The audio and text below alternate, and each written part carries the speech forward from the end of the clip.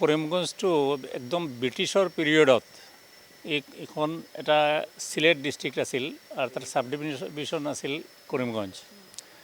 গতিকে এই নামটো এইটো বহুত পুৰণি আৰু অৰিজিনেলি আমাৰ শুনামতে ডিটেইলছটো তথ্য নাজানো, কোনোবা ডাঙৰ এজন জমিদাৰ আছিল, তেওঁ তাৰ কলেজ তাৰ স্কুল বহুতখিনি কাম কৰিছিলে আৰু তাৰ কাৰণেই তাৰ নামটো কৰিমগঞ্জ হৈছিলে।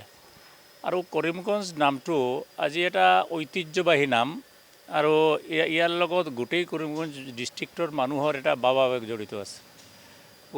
গতিকে মই মাননীয় মুখ্যমন্ত্ৰীক অনুৰোধ কৰিম অন্ততঃ এইটো মানে কনচিডাৰ কৰাৰ কাৰণে, কাৰণ এইটো যেহেতু এই কিছুমান মানুহৰ কথাৰ ওপৰত ভিত্তি কৰি এইটো শ্ৰীভূমি নামটো দিব নালাগে। কাৰণ ভাৰতবৰ্ষত বহুত ঠাই আছে আৰু সকলো ঠাইতো এনে চেঞ্জ কৰিব নোৱাৰে আৰু এনেকুৱা চেঞ্জ কৰাটো ঠিক নহয়। কাৰণ আজি যদি কৰিমগঞ্জ নামটো চেঞ্জ কৰা হয় তেতিয়াহ'লে আধাৰ কাৰ্ড বহুত কিবা মানুহ এটা অসুবিধাতো পৰিব, নতুনকৈ চব বনাব লাগিব।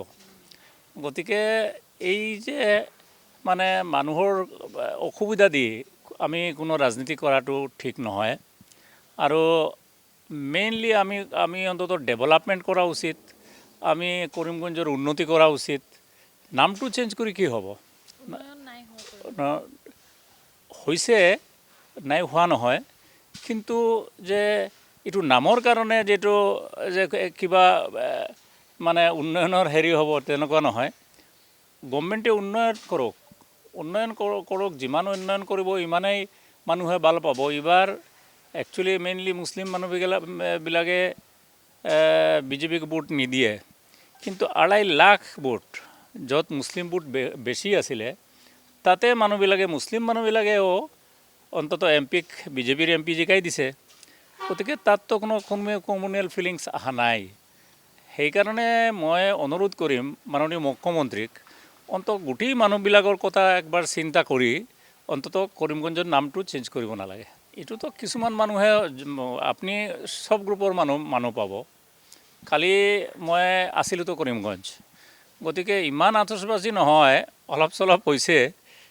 হয়তো কিছুমান মানুহে হয়তো বিজেপিৰ কিছু মানুহে কৰিছে, কোনোবা হয়তো বজৰং দলৰ মানুহে কৰিছে, কিন্তু সাধাৰণ মানুহে এইটো ভাল পোৱা নাই।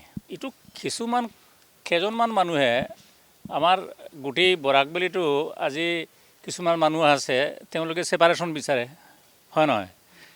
ইয়াৰ অৰ্থ এইটো নহয় যে গোটেই বৰাকৰ মানুহে ছেপাৰেশ্যন বিচাৰিছে। গতিকে মই এইটোৱে ক'ব বিচাৰোঁ যে এটা ঐতিহ্যবাহী নাম, এই নামটো অন্ততঃ চেঞ্জ কৰিব নালাগে।